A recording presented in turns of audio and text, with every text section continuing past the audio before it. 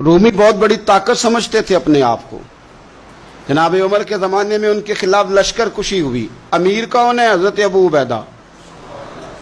ہاتھ میں تلوار پکڑی، گھوڑے پہ بیٹھے چلے گئے، محاصرہ کر لیا رومیوں کا، گھیر لیا.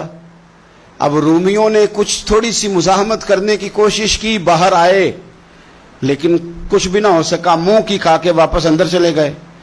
کئی دنوں سے حضرت ابو عبیدہ کی فوج نے محاصرہ کیا ہوا ہے. جب تنگ آ گئے تو پیغام بھیجا کہ ہم صلح کرنا چاہتے ہیں.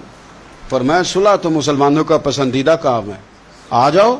نے کہا جی ہم جزیہ دے دیں گے، ہم کسی طریقے مسلمانوں کے اطاعت میں آ جائیں گے، آپ ہم سے بات کریں. فرمایا بھیجو. ان کا سپہ سالار آیا. انہوں نے روب ڈالنے کے لیے نا مسلمانوں پہ سپہ سالار کو بڑے قیمتی کپڑے پہنائے، زرق برق لباس، عالی شان پوشاکیں، 5-7 لوگ ساتھ. یہ لوگوں کا طریقہ ہوتا ہے.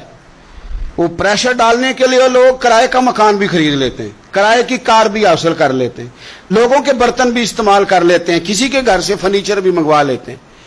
تو آپ نے نا وہ زرق برق لباس پہنے ہوئے ان لوگوں کو آتے دیکھا.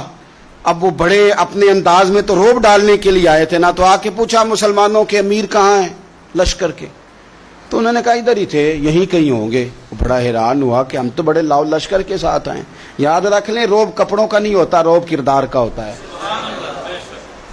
پھر پوچھا کہاں ہیں؟ نے کہا جناب وہ سامنے خیمے میں دیکھ لو.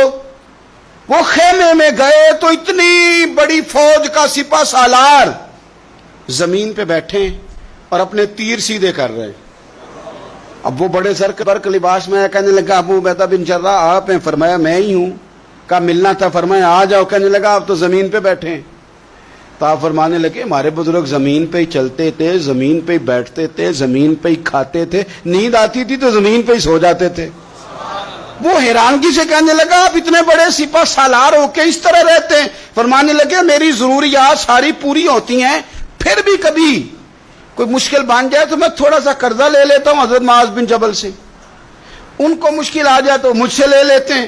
تو بالکل صحیح گزارا ہو رہا ہے کہ اس طرح کیوں بیٹھے ہیں؟ یہ کیا بات ہوئی؟ ہمارے ہاں لوگوں کا رونا دھونا نہیں، روز مکان کوئی نہیں تو رو پڑے، بچے کی شادی کرانی ہے تو رو پڑے، او ہو جی کیا بتائیں غریبی بڑی ہے تو رو پڑے.